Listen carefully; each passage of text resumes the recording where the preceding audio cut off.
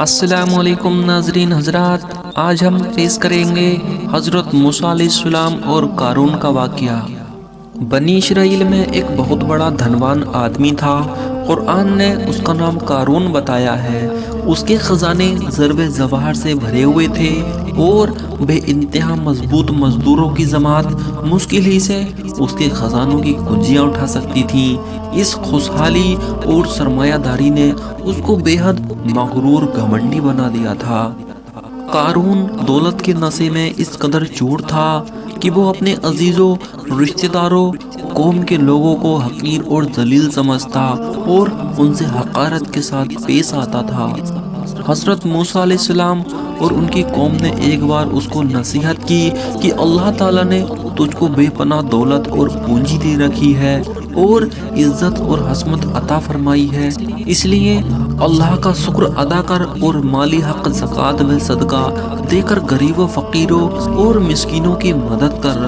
اللہ کو بھول جانا اور اس کے حکموں کی خلاف ورزی کرنا اخلاق و شرافت دونوں لحاظ سے سخت ناشکری اور شرکسی ہے۔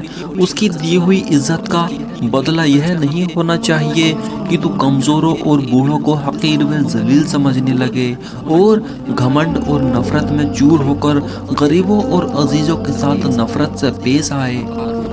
قارون کے اپنے بڑے ہونے کے جذبے کو حضرت موسیٰ علیہ السلام کی یہ نصیحت پسند نہ آئی اور اس نے غرور بھرے انداز میں کہا، موسیٰ، میری یہ دولت و شربت تیرے خدا کی دی ہوئی نہیں ہے، یہ تو میرے عقلی تجربوں اور علمی کاوشوں کا نتیجہ ہے۔ میں تیری نصیحت کو مان کر اپنی دولت کو اس طرح برباد نہیں کر سکتا۔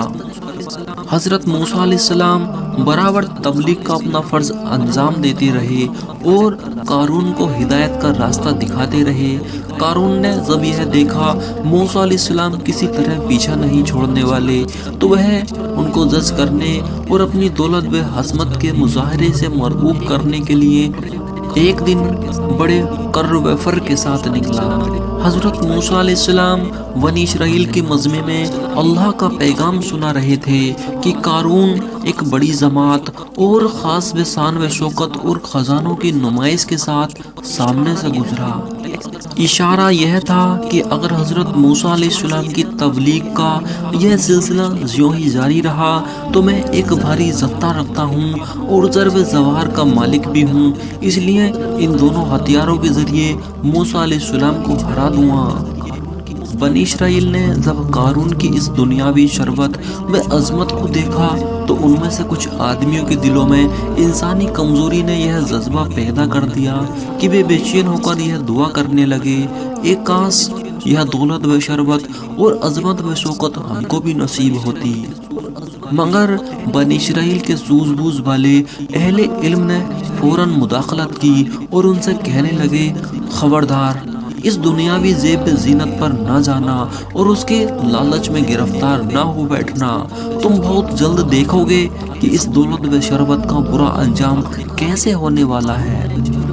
آخرکار جب قارون نے کبر و نخوت کے خوب مظاہرے کر لیے اور حضرت موسیٰ علیہ السلام اور بنی اسرائیل کے مسلمانوں کی تحقیر و تذلیل میں کافی سے زیادہ زور لگا لیا تو اب غیرت حق حرکت میں آئی اور عمل کا بدلہ کہ فطری قانون نے اپنا ہاتھ آگے بڑھایا اور قارون اور اس کی دولت پر اللہ کا یہ اٹل فیصلہ سنا دیا، فَلْشَفْنَا بِهِ وَوِدَارِهِ الْأَرْضِ، ہم نے قارون کو اور اس کے سرمایہ کو زمین کے اندر دھسا دیا اور بنی اسرائیل کا آنکھوں دیکھتے نہ غرور باقی رہا اور نہ سامان غرور، سب کو زمین نے نگل کر عبرت کا نشان بنا دیا۔